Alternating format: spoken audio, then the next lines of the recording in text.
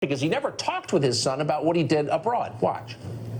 I've never spoken to my son about his overseas business dealings. And so how do you know? Here's what I know. I know Trump deserves to be investigated. He is violating every basic norm of a president. You should be asking him the question, why is he on the phone with a foreign leader, trying to intimidate a foreign leader? You should be asking him about what Hunter Biden was doing in Ukraine. Oh, wait. That's why they want to impeach him, because he asked about it. But the question is, as a factual matter, let's just, because this is a news channel, we will answer the question, the most basic one. Is Biden's claim true? Well, a photograph obtained exclusively by this show, not to brag, but we did, suggests that claim might not be true. The picture shows, it's on the screen, Biden on a 2014 golfing trip with his son, as well as his son Hunter's business partner, Devin Archer. At the time this picture was taken, both of them on the board of the Ukrainian energy company, Burisma. Peter Schweitzer, the author of Secret Empires, How the American Political Class Hides Corruption and Enriches Family and Friends. Boy, that couldn't be a more germane title, and he joins us tonight. Peter, thanks so much for coming on. We also have sent you a couple of emails that this show obtained exclusively that appear to shed some light on what Hunter Biden was doing for the Ukrainians. What does it add up to, do you think? Well, I think it adds up to is the Biden family cashing in by corruption by proxy. Joe Biden as vice president, or his wife Jill Biden, can't take payments from foreign entities.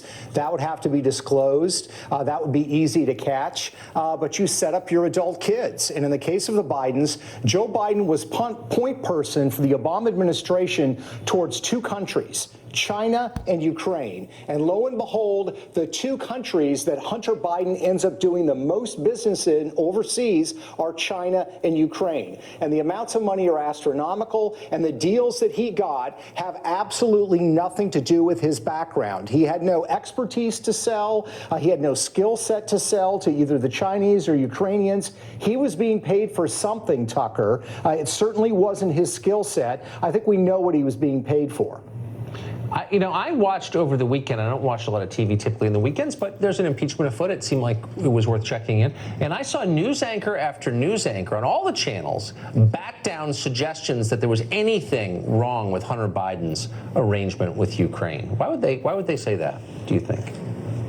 Well, I think the rules are different for certain people. Look, does anybody really believe that those news anchors, if we were talking about Donald Trump and Donald Trump Jr. going to Ukraine and Don Jr. getting, by the way, Hunter Biden was being paid $83,000 a month. We know that because we have the bank records, the Morgan Stanley account that it went into. His business partner ended up in a criminal trial, and we got those banking records.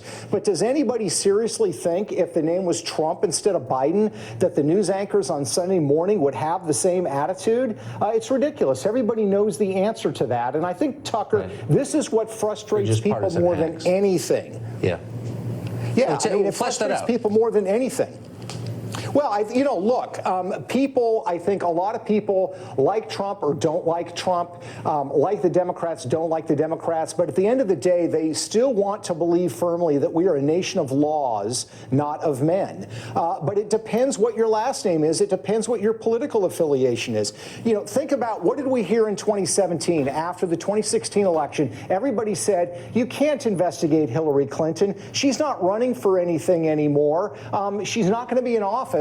You can't investigate her. What are they saying now? Joe Biden is running for office, so you can't investigate him either. The question becomes, when do you get to investigate anybody at the highest level for criminal conduct? And the answer, apparently, at least for one side of the aisle, is you never get to investigate our people ever.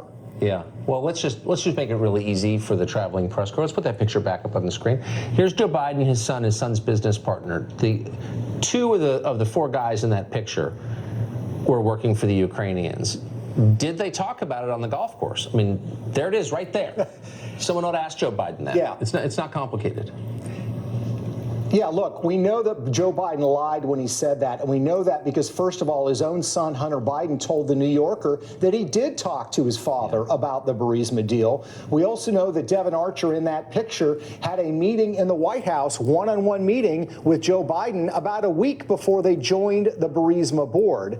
And finally, we know as it relates to the China deal that the Chinese officials, the Chinese business partners to Hunter Biden, admitted that when they took that trip to Beijing, China, Hunter introduced them to his father while his father was on that official trip. So he's just lying when he said they didn't discuss business. There's too much evidence otherwise. Yeah, and that's the offensive part. Ukraine is not a threat to us. China is a threat to us. Peter Schweitzer, thanks so much for that, for those details. Good to see you tonight. Thanks, Tucker.